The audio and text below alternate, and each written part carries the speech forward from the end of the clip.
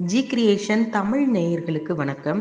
இன்றைய ஆன்மீக தகவலில் நாம் மிக முக்கியமான ஒரு அதிசயமான விஷயத்தை இந்த ஆன்மீக தகவலில் பார்க்க போகிறோம்.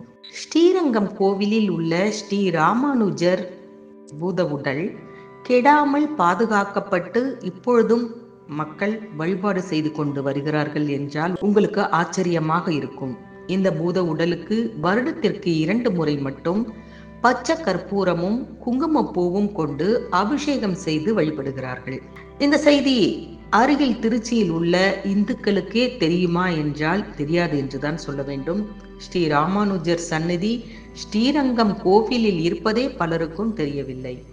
அப்படியே ஸ்ரீ ராமானுஜர் சன்னதியை பார்ப்பவர்கள், அவரை வணங்குபவர்கள் எல்லாம் அது பூத உடல் என்று அறிவதில்லை. சன்னதியில் உள்ள கருங்கல் சிலை என்றே பலரும் நினைத்திருக்கிறார்கள். தானான திருமேனி, அதாவது ராமானுஜருடைய பூத உடல்.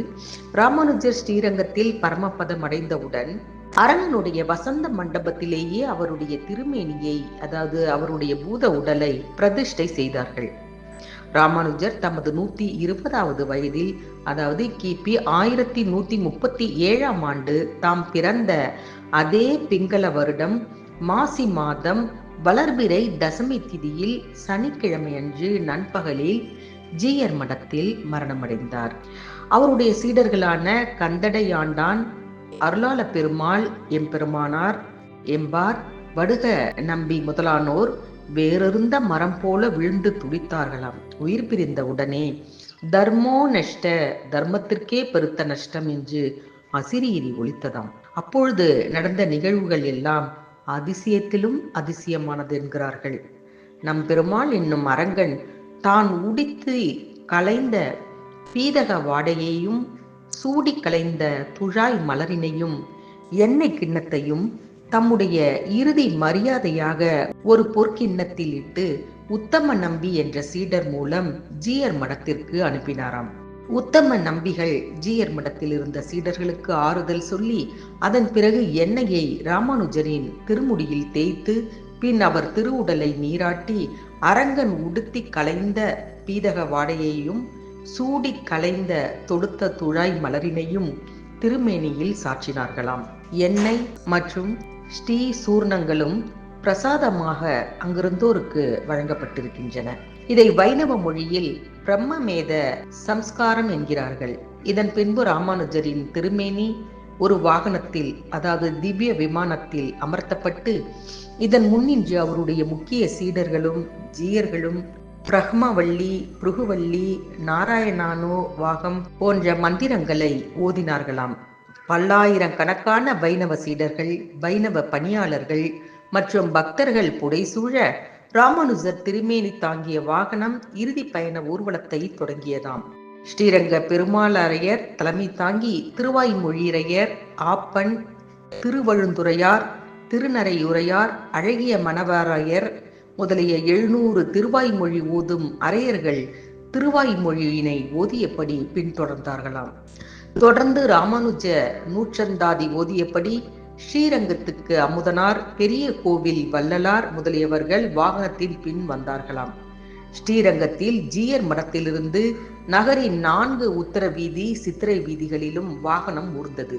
மக்கள் கூட்டம் வீதி எங்கும் நிரம்பி வழிந்ததாம். பெண்கள் தங்கள் வீதிகளில் நீர் தெளித்து கோலமிட்டு கூடி நின்றார்களாம். மக்கள் பூவும் பொரியும் கலந்து தூவினார்களாம். அரங்கன் கோவில் திருநடை மூடி கரும்பும் குடமும் ஏந்தினாராம். அடியார்கள் சாமரம் வீச வானில் கருடன் வட்டமிட ராமானுசர் இறுதி ஊர்வலம் திரும்ப கோவில் வாயிலை அடைந்த போது தர்மஸ்தானத்தில் எம்பெருமானார் திருநாட்டுக்கு எழுந்தருளினார் என்று அசிரீரி மீண்டும் ஒலித்ததாம். தொடர்ந்து அரங்கன் ராமானுசன் எந்தன் மாநிதி என்றும் ராமானுசன் எந்தன் சேம வைப்பு என்றும் திருவாய் மலர்ந்தருளினாராம். ராமானுசரின் பூத உடல் என்ற அந்த நிதி வெளியே எங்கும் போகலாகாது என்று அரங்கன் தன் திருக்கோவில் வளாகத்திலேயே, ஆவரணத்துக்குள்ளேயே எவ்வாறு ஒரு அரசன் தன் பெண்டீரை தன் அந்தப்புறத்திலே அடக்கி வைப்பானோ அதுபோல தன்னுடைய சன்னதிக்குள்ளேயே எதி சம்ஸ்கார விதியின்படி பள்ளிப்படுத்தினார்கள். பல வருடங்களுக்கு முன் வைணவ மரபில் துறவிகளை எரிக்கும் வழக்கம் கிடையாது. மாறாக அவர்களை திருப்பள்ளிப்படுத்துவார்கள், அதாவது புதைப்பார்கள். ராமானுசரின் பூத உடலை ஸ்ரீரங்கம் கோவில் வளாகத்தில் முன்னாள் வசந்த மண்டபம் என்று அழைக்கப்பட்ட இடத்தில் திருப்பள்ளிப்படுத்தி அதன் மேல் எழுப்பப்பட்டதுதான் தற்போதைய உடையவர் சந்நிதி. இன்றும் நாம் இவருடைய பூத உடலை தரிசிக்கலாம். இவரின் திருமேனியில் தலைமுடி, கைநகம் போன்றவற்றை கூட எளிதாக காண இயலும். ஸ்ரீரங்கத்தில் ராமானுஜரின் சன்னதியில் எழுந்தறியுள்ள திருமேனிக்கு தானான திருமேனி என்று பெயர்.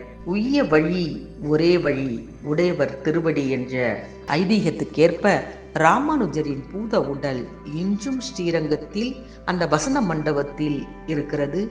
இன்றும் இந்த ஸ்ரீரங்கனை தரிசிக்க செல்பவர்கள் ராமானுஜரையும் தரிசித்து அவருடைய பூத திருமேனியை தங்கள் கண்களால் பார்த்து கழிக்கலாம் என்பதுதான் உண்மையான விஷயம்.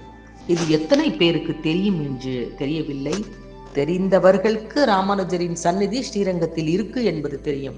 ஆனால் அவருடைய தானான திருமேனி அங்கே இருக்கிறது என்பது தெரிந்த விஷயமாக ஒரு சிலருக்கே தெரியும் என்பதால் தான் இந்த பதிவு.